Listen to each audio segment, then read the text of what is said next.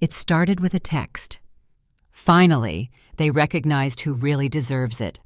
Attached was a picture of my younger sister, Emily, standing barefoot on the weathered wooden porch of our family's beach house in Emerald Bay, North Carolina. Her blonde hair was wind-tossed, her smile wide and victorious, and behind her stood the house, our house, with its iconic blue shutters and salt-worn siding. The same house our grandfather built with his own hands, board by board, over long summer weekends more than 50 years ago. The caption underneath the photo burned into my vision. "Got it for $1. Can you believe it?" $1. I stared at the message on my phone in disbelief, the words blurring as the blood rushed to my head. Emily had done some petty things in the past, but this wasn't just a prank or one of her usual dramatic stunts. This was betrayal. My phone buzzed again. "Video call?" I answered, keeping my face as neutral as I could manage. Emily's face filled the screen, glowing with self-satisfaction. "Hey, big sis," she sang out. "Just wanted to share the good news. I'm officially the new owner of the beach house." I could see the smug twist in her mouth, the way she casually sipped her iced latte, like she hadn't just ripped a piece of my childhood out from under me. "You bought the house?" I asked calmly, keeping my voice low and composed. "For $1? She grinned. "Yup. Mom and Dad said it was time to simplify things. Said I'm the one who'll actually use it. I mean, you're always in Chicago, working yourself to death." I felt my jaw tighten. I wasn't going to give her the satisfaction of reacting. Not yet. "Check the deed again," I said, voice steady. Her smile wavered just slightly. "What's that supposed to mean?" I leaned back in my office chair, Chicago's skyline glowing behind me in the early evening light. My apartment was sleek, minimalist, exactly the opposite of the beach house's warm clutter and sea salt air. And yet, at that moment, all I wanted was to be there. On the porch, breathing it in. "I spoke to Mr. Hammond yesterday," I said. Her face paled. "Grandpa's lawyer?" I nodded. "Did you forget he still manages the trust? The one Grandpa set up before he died?" She scoffed, but I saw the flicker of panic.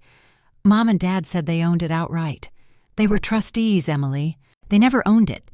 Grandpa put the house in a family trust. It can't be sold or transferred without both beneficiaries' consent." Her lips parted.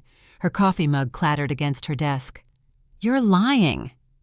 I opened my email and scrolled to the message from Mr. Hammond. "Want me to forward you the trust documents, or should I let him call you directly?" He seemed very interested in the $1 transfer. "You're just jealous," she snapped. "They picked me. You're always working. You never make time for anyone but yourself. They gave me the house because I deserve it." I swallowed the lump rising in my throat. I thought of every time I had stayed late at the firm to prove myself. Every award, every promotion, every project, the pride I once hoped would earn me their respect. It never had. Meanwhile, Emily had floated through life, failed fashion blogs, abandoned business ideas, an Instagram account full of half-baked wellness advice, and each time she stumbled, our parents had caught her, funded her, praised her. "This isn't about jealousy," I said coolly. "It's about the law. And tomorrow, you're going to find out exactly what that means." I ended the call before she could say anything else. The beach house wasn't just real estate. It was history. It was Grandpa building the wraparound porch by hand. It was the salty scent of ocean air and the creaky screen door that never quite closed. It was the place where I took my first steps, where Mom taught me to bake in the tiny kitchen that always smelled like cinnamon and sea salt. It was Dad showing me how to sail from the private dock out back, our laughter echoing over the waves. And now, according to Emily, it belonged to her. That night, I lay awake in bed, unable to sleep, replaying every warning sign I had brushed off in the last 6 months. Mom making offhanded comments about simplifying assets. Dad asking weird questions about whether I even had time for vacation homes. Emily casually mentioning how exhausting it was to rent Airbnbs when the family had a perfectly good house sitting unused. I should have seen it coming, but Grandpa had. The next morning, I scheduled a call with Mr. Hammond. Chat to him. "Rachel," he said warmly, adjusting his glasses as he appeared on Zoom. His background was his usual: old law books, certificates, a coffee mug that read, "Estate planning is sexy." "Thanks for making time," I said. "I need to understand what's happening with the beach house." He frowned. "I was hoping you'd call. I received a request for transfer documents from your sister yesterday. When I didn't see your signature, I refused to process it." "So they tried to sell it without me?" He nodded. "Which is a direct violation of the trust. Your grandfather anticipated something like this, which is why he added an anti-fraud provision." My eyes narrowed. "Meaning? If anyone tries to bypass the dual consent clause, they forfeit trustee privileges and property rights for a set period. 5 years to be exact. The trust will fall under court supervision." A slow, satisfied smile spread across my face. Emily had no idea what she'd walked into. Mr. Hammond continued, "If you'd like, I can prepare a legal injunction. It'll freeze the title transfer immediately and trigger an investigation." "I'd like that very much." Later that evening, I stood at the window of my apartment, watching the sun set behind Chicago's high rises. My phone buzzed with messages, texts from Mom, from Dad, even a few from Emily. "How could you do this to your sister? She needs this more than you do. Can't we just be a family?" I ignored them. Instead, I opened a new text, typed 5 words. "You messed with the wrong sister." Then I put my phone down, poured myself a glass of wine, and waited. Tomorrow was going to be very, very interesting. I didn't sleep much that night. Too many thoughts circling like sharks in my head. Emily's smug face, Mom and Dad's messages, and the quiet but fierce resolve in Mr. Hammond's voice. By the time dawn broke over Chicago, I'd already packed a carry-on and booked the first flight to Wilmington. I wasn't going to let this play out over phone calls and passive-aggressive texts. I was done with being the reasonable one. The one who smiled through the hurt. The one who let things go for the sake of family peace. Not this time. Before heading to the airport, I stopped by my best friend Lena's apartment. She opened the door in yoga pants and a coffee-stained t-shirt, looking as unbothered as ever, despite it being 6 in the morning. "You're either dying or someone really pissed you off," she said, stepping aside to let me in. "It's worse," I said. "It's Emily." Lena groaned. "Let me guess, another wellness startup that's somehow being funded by your parents' retirement?" "Nope. This time she bought the beach house for $1. Lena's eyebrows shot up. "Wait, the beach house? Your family's ancestral shrine?" I nodded. "And she thinks she's won." Lena blinked, set her coffee down, and said, "I'm going with you." We landed in North Carolina by late afternoon. The coastal air hit me like a memory. Salt, pine, sunscreen, and something deeper. History. My own history. Mr. Hammond's office hadn't changed in the last 20 years. Same dusty legal books, same ivy plant dying in the same ceramic pot, and the same framed newspaper clipping of him shaking hands with my grandfather after winning the zoning case that allowed the house to be built in the first place. "Rachel," he said as we sat down, "I took the liberty of pulling the original trust documents." He handed me a thick manila folder, the weight of it oddly satisfying. I flipped through pages filled with legal jargon, notarized stamps, and my grandfather's bold signature at the bottom of each section. "This clause," Mr. Hammond said, pointing, "is the key. It clearly states that the property cannot be sold, transferred, or modified without joint consent of both beneficiaries. That's you and your sister. Any violation automatically triggers the anti-fraud clause, meaning your parents, as trustees, lose any and all decision-making power, and the property falls under direct court supervision for 5 years. Anyone involved in the fraudulent act is barred from using it during that time." I leaned back. Emily has no idea. "She will," Mr. Hammond said, "but there's more." He pulled out another folder. "Bank transfers, email chains, phone records, all voluntarily shared with me by your father last month during a routine update. And he didn't realize what he was handing over. Lena leaned forward, her lawyer instincts kicking in. You're saying this whole thing was premeditated? Mr. Hammond nodded. Your parents began moving funds around 6 months ago. One wire transfer matches a contractor deposit Emily made last week. Another was used to pay off Emily's personal credit card debt. Jesus, I muttered. They were planning this together. Lena looked at me. This is enough to file an injunction and prepare for court proceedings. I stared down at the papers, feeling both vindicated and hollow. All these years I told myself I was paranoid, that I was reading too much into the way my parents treated Emily like glass and me like stone. But I wasn't paranoid. I was right. That evening, Lena and I sat by the marina with fish tacos and cheap beer. The Carolina sunset stretched like fire across the water. What are you going to do? She asked. I'm going to fight, I said. And win. Lena raised her bottle to mine. To responsible daughters with trust documents. We clinked. I didn't go to the beach house. Not yet. I wasn't ready to see her on the porch, walking around like she owned the place, because technically for now, she thought she did. But I drove by, slowly. The lights were on. Music played through open windows, some kind of beachy acoustic playlist I was sure Emily had curated to perfection for her Instagram story. I parked around the corner and watched from the shadows. Emily appeared on the porch with her phone out, twirling and smiling, probably filming some Life is Good reel. I took out my phone, hit record, and zoomed in. Let's see how much she liked being the center of attention when she was at the center of a lawsuit. 재밌음을. The next morning, Lena helped me file the preliminary injunction. Within 24 hours, the county clerk had stamped it, and Mr. Hammond hand-delivered the documents to my parents' mailbox. Emily called me 5 minutes later. I didn't answer. Instead, I called someone I hadn't spoken to in years. Ben Carter, Emily's ex-boyfriend. We'd never been close. Ben had always struck me as the kind of guy who thought too much of himself and talked too loud at barbecues. But he had lived with Emily for 2 years, and from what I remembered, their breakup hadn't been mutual. He picked up on the second ring. Rachel Monroe. Wow. Didn't expect to hear from you. I need to talk, I said. About Emily. There was a pause, then a bitter laugh. Yeah, don't we all? We met at a bar in downtown Wilmington. He looked rougher than I remembered, beard overgrown, sleeves rolled up, a beer in his hand despite it being barely noon.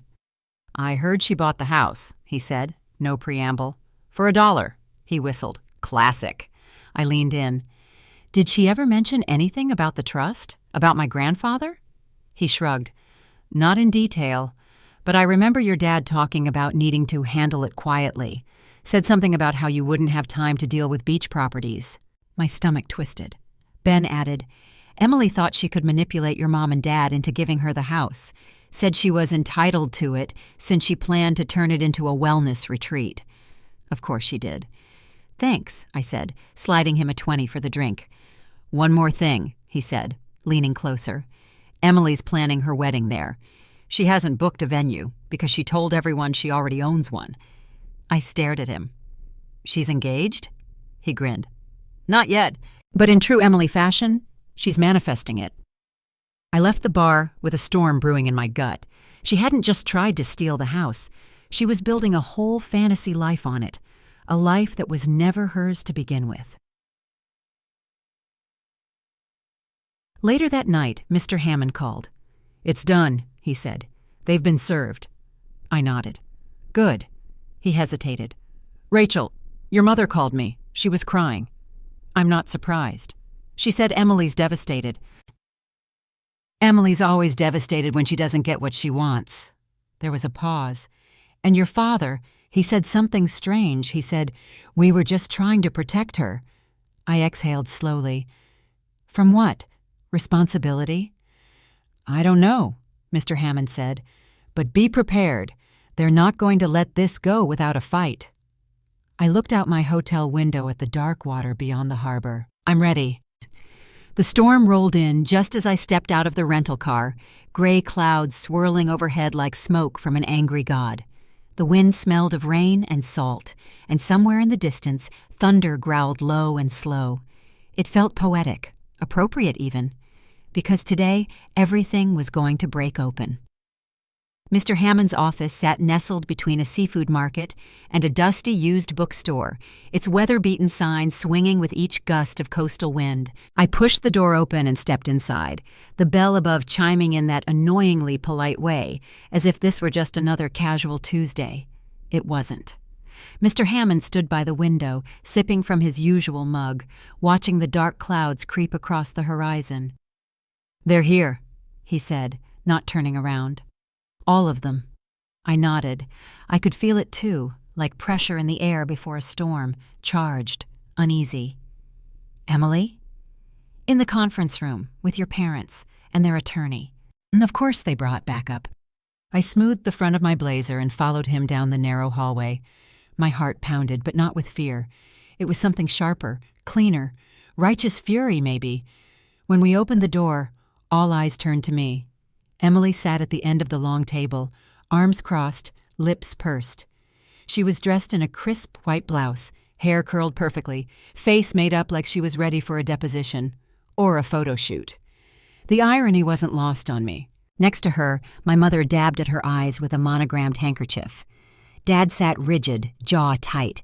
Across from them was a man in a navy suit who looked like he'd rather be anywhere else. I walked in slowly, taking the seat opposite Emily, without saying a word. Mr. Hammond took his place at the head of the table and opened the thick folder in front of him. "Let's begin." The room was quiet except for the sound of paper sliding across the table. Mr. Hammond cleared his throat. "As per the trust established by Frederick Monroe, dated June 18, 1992, the family beach property located at 721 Ocean View Lane was placed into a protected trust with specific provisions." Emily rolled her eyes. "We know what the trust says." Mr. Hammond's tone didn't change. "I doubt that, because if you had read it carefully, you would have seen the dual consent clause, meaning any sale or transfer of the property requires written agreement from both named beneficiaries, Rachel and Emily Monroe." He turned a page. The recent sale of this property, processed by Helen and Charles Monroe for the sum of $1, was conducted without Rachel's knowledge or approval. Therefore, under Provision 7B, it qualifies as a fraudulent transaction. The silence in the room thickened. Then Mom spoke. "We were just trying to do what's best for Emily." I turned toward her. "What about what's best for me?" My father stiffened. "Rachel, you have your life in Chicago, your firm, your career. You don't even come down here." I laughed. It was bitter and short. "So that makes it okay to give away my inheritance?" Emily jumped in, voice sharp. "You were always gone. You never cared about this place until I got it." I leaned forward. "That house holds every good memory I have, and you tried to take it because you thought I wouldn't fight back." And Dad raised his voice. "We didn't think it would matter this much." "It mattered to Grandpa," I said, pulling out the original document Mr. Hammond had shown me. "That's why he wrote this trust. He knew you'd do this." Mr. Hammond pushed another form across the table. "And because the anti-fraud provision has now been triggered, all current trustees are suspended immediately. Oversight of the property is being transferred to the court." Emily's mouth dropped open. "You can't do that!" "Mr. Hammond didn't flinch. "The trust can." Emily turned to Mom and Dad, panicked. "I already told everyone we're having the wedding there. The venue's on the invitations." Dad ran a hand through his thinning hair. "We'll explain. We'll say it was a mistake."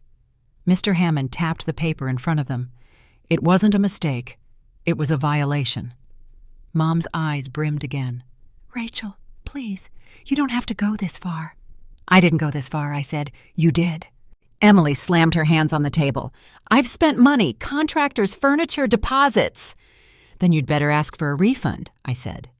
She glared at me. "You've always hated me." I shook my head slowly. "No, I just stopped letting you walk all over me." Mr. Hammond spoke again, calmly but firmly. "Under the terms of the trust, any individual involved in a fraudulent transaction may be barred from accessing the property for up to 5 years. That includes Emily Monroe, Helen Monroe, and Charles Monroe. My mother gasped. "You're kicking us out?" Dad snapped. I turned to them. "You kicked me out years ago, just more politely." Silence, except for the steady pounding of rain starting against the windows. Mr. Hammond adjusted his glasses. "Rachel has offered one alternative." They all looked at me. I took a breath. "I'll waive the 5-year ban if 3 conditions are met." Emily scoffed. "Let me guess. You want me to hand over the deed?" "There is no deed," Mr. Hammond said. "It's null." I continued. "First, Emily repays every cent she spent on unauthorized changes. Second, we draft a legal co-ownership agreement with strict terms about usage, expenses, and access." "And third?" my father asked, voice low. I looked at each of them. "We go to family therapy, together." Mom looked appalled. Emily laughed like it was the most ridiculous idea she'd ever heard. Dad looked down at the table, shame flickering in his eyes. "You're serious?" Emily said. "You'd still share it, after all this?" I nodded. "Because unlike you, I don't need to win. I just want what's fair." Mr. Hammond slid one last sheet forward. "If agreed to and signed, this document will restore the trust to its original structure and cancel all punitive measures." There was a long pause. The rain now hammered the roof above us like a ticking clock. Then my dad picked up a pen. "I'll sign," he said quietly. My mother hesitated. Then with a trembling hand she followed. Finally Emily stood. "Fine," she muttered. "But I'm not apologizing." "I didn't ask for one," I said. As she scrawled her name across the line, I felt something shift. Not just in the room, but in me. For the first time, I wasn't the background character in this family. I was the one writing the story. The first counseling session was scheduled exactly 1 week after the documents were signed. I sat alone in the waiting room of Dr. Celeste Howard's office, an old converted craftsman bungalow tucked behind a row of oak trees off a quiet street in Wilmington. The air smelled faintly of lavender and old books, and the soft hum of ocean waves playing from a white noise machine did little to calm the storm still raging inside me. I watched the clock tick past 10 minutes, then 15. Of course they were late. Finally, the front door creaked open. Emily walked in first, wearing oversized sunglasses and a pout. Mom followed, clutching a leather purse like a shield. Dad came last, holding a travel mug and looking like he'd rather be anywhere else. "Traffic," Mom offered weakly, not meeting my eyes. Emily flopped into the seat across from me. "Let's just get this over with." Before I could respond, the inner door opened and a tall, silver-haired woman stepped out. Celeste Howard looked more like a retired ballet instructor than a therapist. She smiled softly, eyes sharp. "Good morning," she said, her voice as calm as the ocean before a storm. "Come in." We filed into a warm, light-filled room with 4 chairs arranged in a circle. No desk, no clipboard, just a low table with tissues and a tray of lemon water. It felt disarming. Intentionally so. After we were seated, Dr. Howard folded her hands in her lap. "Let's begin by talking about the house." "Because the beach house is not just a house, is it?" My mother exhaled shakily. "It was supposed to be a gift, a legacy." "For Emily," I said flatly. Dad rubbed his temples. "We didn't think you cared." "You never asked," I replied. Emily crossed her legs, eyes on the window. "I was the only one who ever spent time there." "Because I wasn't invited," I snapped. "Because you always acted like you owned it." Dr. Howard held up a hand. "Let's back up." "Emily, you said you felt like the house belonged to you. Why?" Emily glanced at me, then looked away. "Because Mom and Dad always said it would be mine, since I was a kid." I turned to our parents. "Is that true?" Silence. Then Dad finally nodded. "We just thought she needed it more." "Because I had a career," I said. "Because I was independent."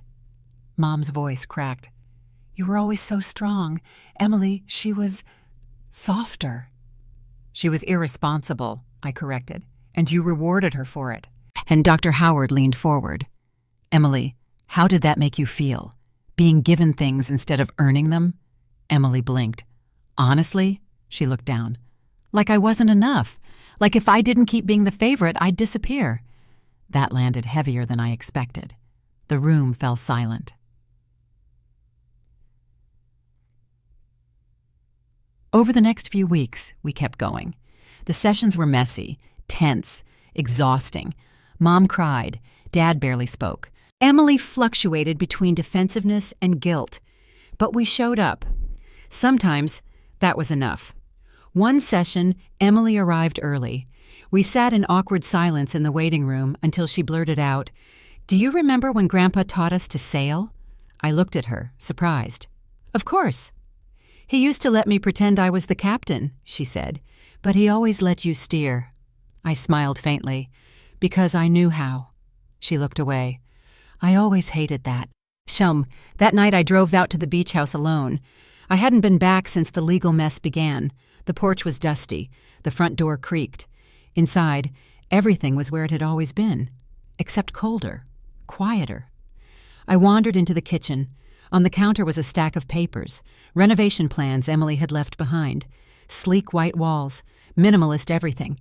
Not a trace of the creaky screen door, the vintage tile, the window seat Grandpa built. It looked like a magazine spread. It looked wrong. My phone buzzed. "Emily, I know you're there. I saw your car." I didn't respond. A few minutes later, her footsteps sounded on the porch. The screen door whined open. "I was trying to make it mine," she said softly from the doorway. "But I think I was really just trying to erase everything I didn't understand." I turned to her. "You can't renovate over history." She walked in slowly. "I canceled all the plans. I brought a check for the deposits, too. It's everything I had saved." "Show." She handed it to me. Her hands trembled slightly. "It's not just about the money," I said. "I know," she whispered. We sat in silence for a while, listening to the waves through the open window. "Hot chocolate?" I offered suddenly. She looked startled, then smiled. "Grandpa's recipe?" I nodded. "Still taped inside the pantry door." We made it together like we used to, fumbling, laughing, remembering, healing. Over the next month, something shifted. Dad started attending sessions on his own. One day he showed up with a notebook full of old financial records and an apology that nearly broke me. Mom took longer, but she stopped making excuses. That was enough, for now. Emily and I began meeting at the beach house every weekend. At first it was awkward, then it wasn't. We cleared out the guest room together, threw away boxes of moldy beach toys and broken fans, painted the walls a soft sea glass green, argued over throw pillows. It was the most we'd talked in years. One evening, as we sat on the porch sipping wine, Emily turned to me. "I don't think I ever said thank you." "For what?" "For not giving up on me." I didn't answer right away. "Finally," I said, "you still owe me a spider check on the sailboat." She laughed, loud and real. "Hell no. That's your job." I raised my glass. "To healing." She clinked hers against mine. "To second chances." The waves crashed beyond the dunes, steady and familiar, and for the first time in a long time, it felt like home again. 1 year later, I stood barefoot on the porch of the beach house, the worn wood warm beneath my feet. The sun was just beginning to dip below the horizon, casting the Atlantic in hues of gold, lavender, and the softest pink. The ocean hummed in the background, steady and familiar, like it had been waiting for us to come home. Inside, laughter spilled through the open windows, real, unfiltered laughter. Emily was in the kitchen, trying to teach Mom how to make her new version of guacamole, which apparently involved mango, lime zest, and a lot of sass. Dad was popping open a bottle of wine, already grumbling about who messed with the thermostat. It was the kind of chaos I used to long for, but never thought I'd actually witness again. I leaned against the porch railing, glass of wine in hand, letting the breeze tangle in my hair.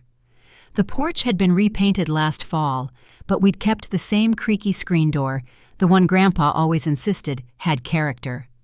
The same rocking chairs sat under the awning, now sanded and sealed. Everything looked fresher, but it still felt like it had always belonged to us, only now it actually did. "You've got that look again," said a voice beside me. "Dad?" I smiled as he settled into the chair next to mine, his own glass in hand. "What look?" "The one that says, maybe therapy was worth it after all." I laughed. Dr. Howard would be thrilled. He sipped his wine, face softening. "You know, your grandfather told me once I was screwing both of you up, that I didn't know how to be fair, that I didn't know how to stop enabling." I didn't say anything. I let the wind and the waves fill the space instead. "He was right," Dad added after a pause. "But this past year, I've been trying." "You have," I said gently. "We all have." Inside, I could hear Emily arguing with Mom over whether or not to add cayenne. It was such a normal, ordinary sound, and that's what made it so remarkable. Dad stood and stretched. "Well, if you survive dinner, we're thinking s'mores by the fire pit." I raised my glass. "Count me in." He disappeared inside, and a few minutes later, Emily emerged, balancing a platter of chips and guac. "Taste test," she announced, flopping into the chair next to mine. I dipped a chip, took a bite. "Okay, this is actually good." "Mom says it's better than hers." "That's sacrilegious." She cried, but also asked for the recipe. We both laughed, leaning back in our chairs. Emily looked different these days, more relaxed, less curated.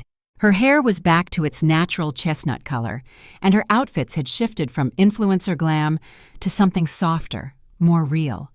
The bags under her eyes were gone, replaced with something that almost resembled peace.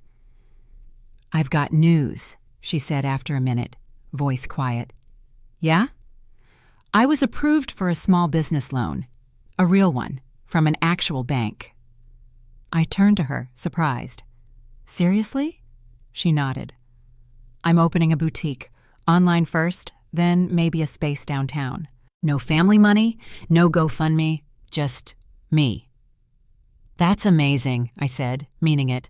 "It feels good. Scary, but good. Like I'm finally doing something that's mine." "I'm proud of you," I said.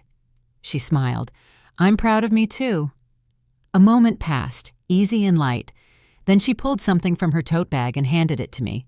It was a journal, old, leather-bound, familiar. "I found this in Mom's attic. It's Grandpa's." My breath caught. I opened it slowly, flipping to the page she had bookmarked. I watched my granddaughters today, so different, yet both so full of fire. Rachel with her quiet determination, Emily with her restless heart. I worry they'll be divided when I'm gone, that the patterns I see in their parents will grow deeper, but I believe in them. I believe that one day they'll see past it all and find their way back to each other. Until then, I'll protect the only place they've ever truly belonged, this house. I swallowed the lump in my throat.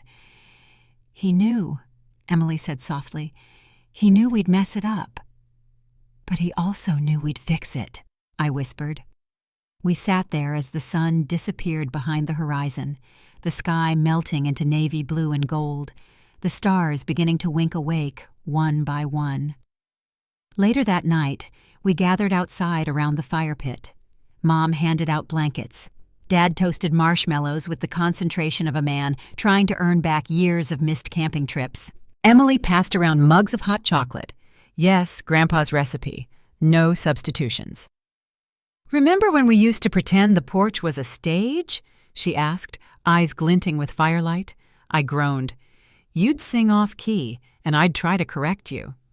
"And then cry until you bought me ice cream," she finished, laughing. Mom smiled from across the fire. "You two were always more alike than you realized." We didn't respond, but I knew we both heard it. The next morning, Emily and I walked down to the old boathouse, where Grandpa's sailboat had been resting for years under a tarp and a thick layer of cobwebs. "It's time," I said. Emily hesitated. "You sure it's not haunted?" "Only by your bad decisions." She snorted and opened the door. The boat was in rough shape, but not hopeless. We spent the whole afternoon cleaning, scrubbing, repainting. Grandpa had named it the Clementine after his favorite song. The faded letters were still visible along the hull. As we worked, Emily hummed the tune, and for the first time in years, I hummed along. That weekend, we took the boat out together. The water was choppy, and she screamed every time we hit a wave, but we made it out past the jetty. We dropped anchor and lay back, the sail flapping gently above us, the sky open and endless. "This is what it was always supposed to be," Emily said, eyes closed. "Sisters on the same team?" I asked. She nodded. "Not perfect, but real."